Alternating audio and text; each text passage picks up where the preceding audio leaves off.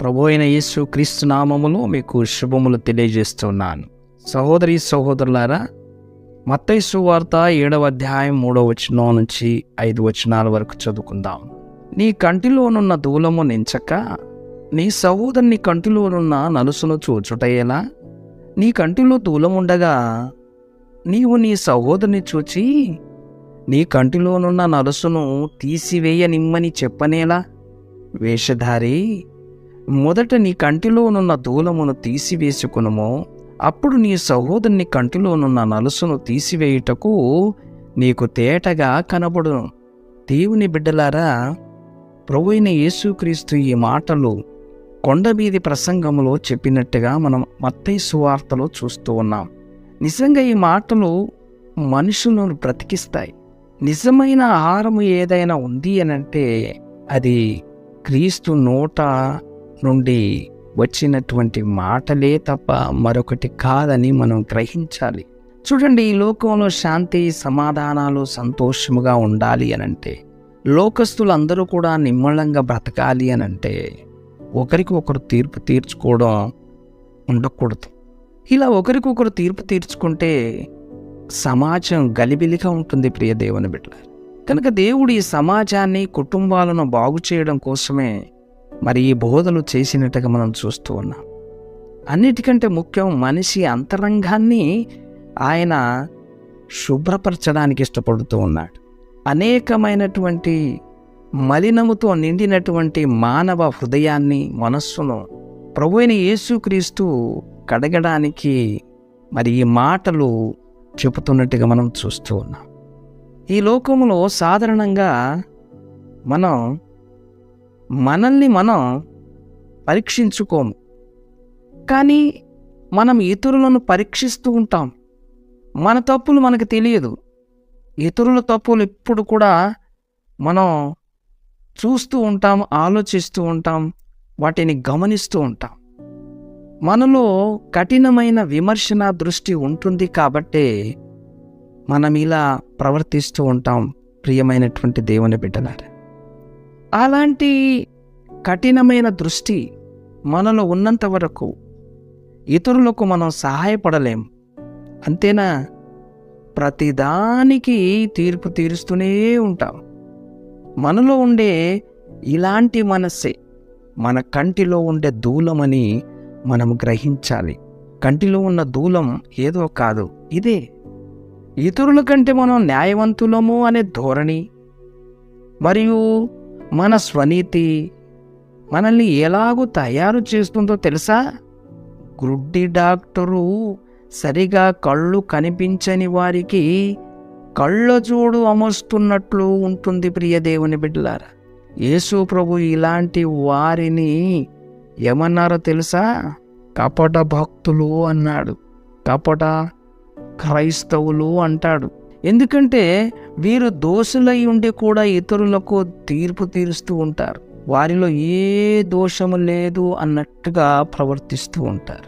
అలా గర్వంతో అతిశయముతో తిరుగుతూ ఉంటారు. పోస్తుడైనటువంటి పౌలు గారు రోమియోలకు రాసిన పత్రిక 2వ అధ్యాయం 1, 2, 3 వచనాలు గనక మనం చదివితే, కాబట్టి తీర్పు తీర్చు మనుష్యుడా, ఇది తీర్పు తీర్చే మనుషులకు తెలియజేస్తూ ఉన్నాడు అపోస్తుడైనటువంటి పౌలు గారు. ఎప్పుడు మనం ఎదుటి వ్యక్తిని చూసి మనం ఆయన ఇట్లా ఆవిడ ఇట్లా అని మాట్లాడుతూనే ఉంటాం కదా. మరి అదే ఇక్కడ అపోస్తుడైనటువంటి పౌలు గారు తెలియజేస్తూ ఉన్నారు. నీవు ఎవడవైనను సరే నిరుత్తరుడవై ఉన్నావు, దేని విషయములో ఎదుటివానికి తీర్పు తీర్చుచున్నావో వినాలి ఈ మాట.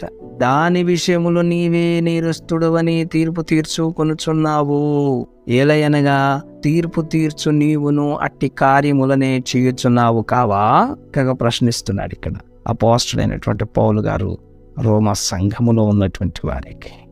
అట్టి కార్యములు చేయు వారి మీద దేవుని తీర్పు సత్యమును అనుసరించినదే అని ఎరుగుదుము. అట్టి కార్యములు చేయువారికి తీర్పు తీర్చుచు వాటినే చేయుచున్న మనుష్యుడా, నీవు దేవుని తీర్పు తప్పించుకుందువని అనుకుందువా? ఇతరులకు తీర్పు తీర్చడం ద్వారా తమకు మంచి చెడుల గురించి కొంత తెలుసునని మనుషులు కనబరుచుకుంటూ ఉంటారు. ప్రియ దేవుని బిడ్డలారా, ఇలాగ చేయనిది ఎవరైనా ఉన్నారా? అందరూ ఇలాగే చేస్తాం. ఎదుటి వ్యక్తుల్లో ఏదైనా తప్పు ఉందనుకుందాం, మనలో కూడా అదే తప్పు కనుక ఉంటే ఆలోచిద్దాం. కనుక వారికి తీర్పు తీర్చడం మూలంగా మనకు మనం తీర్పు తీర్చుకుంటున్నాము. సోదరి సోదరులారా, తమను తాము పరిశీలించుకొని తమకు తీర్పు తీర్చుకొనవలసిన రీతిలో తీర్పు తీర్చుకోలేదు. కనుక దేవుడు తన పిల్లలను కూర్చి ఆలోచిస్తూ ఆయన మనకు నేర్పుతున్నది ఏమిటి అనంటే, ఆయన మనల్ని ఎందుకు ఈ లోకానికి పంపించాడో తెలియజేస్తూ ఉన్నాడు. ఆ కర్తవ్యం మనం మర్చిపోయాం, ఆ సత్యాన్ని మనం మర్చిపోయాం కనుక దేవుడు మరొకసారి మనకు జ్ఞాపకం చేస్తూ ఉన్నాడు. ప్రియ దేవుని బిడ్డలారా, అపోస్తలుల కార్యము 1వ అధ్యాయం 8వ వచనం, అయినను పరిశుద్ధాత్మ మీ మీదికి వచ్చున్నప్పుడు మీరు యెరూషలేములోను యూదయ సమరయ దేశములనంతటను భూదిగంతముల వరకును నాకు సాక్షులై ఉందరని వారితో చెప్పాడు. ఈ మాట మనందరికీ కూడా వర్తిస్తుంది. మనమున్న ప్రాంతములో, చుట్టూరు ఉన్న ప్రాంతములో, చుట్టూరు ఉన్న పట్టణాల్లో, చుట్టూరు ఉన్నటువంటి ప్రదేశాల్లో, దేశాల్లో మనల్ని ఎందుకు పంపించాడట? సాక్షులుగా ఉండడానికి. భూదిగంతముల వరకు ఆయనకు సాక్షులుగా ఉండడానికి మనల్ని పంపించాడు.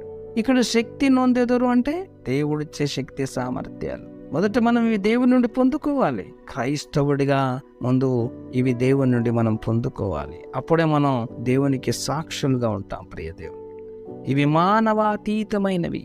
ఈ లోకములో క్రైస్తవులు క్రీస్తు సాక్షులుగా ఉండేందుకు, తగిన రీతిగా జీవించేందుకు, మాట్లాడేందుకు, సేవ చేసేందుకు వారికి స్వభావ సిద్ధంగా ఉన్న శక్తి కంటే ఎక్కువ శక్తి అవసరం.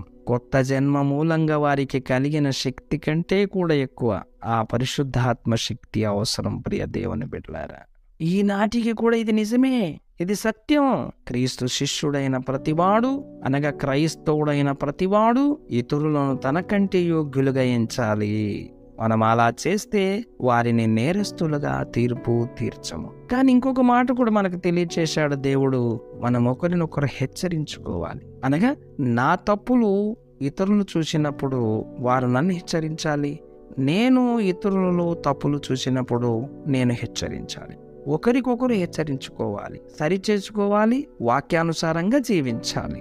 యేసు రాకడ కోసం ఎదురు చూడాలి. దేవుని బిడ్డలారా, ఫిలిప్పీలకు రాసిన పత్రిక 2వ అధ్యాయం 3వ వచనంలో, కక్ష చేతనైనను వృధాతిశయము చేతనైనను ఏమీ చేయక వినయమైన మనస్సు గలవారై ఒకరికొకడు తనకంటే యోగ్యుడని ఎంచుచు ఈ లోకములో క్రైస్తవ జీవితం జీవించాలి. హల్లెలూయా, ఆమేన్.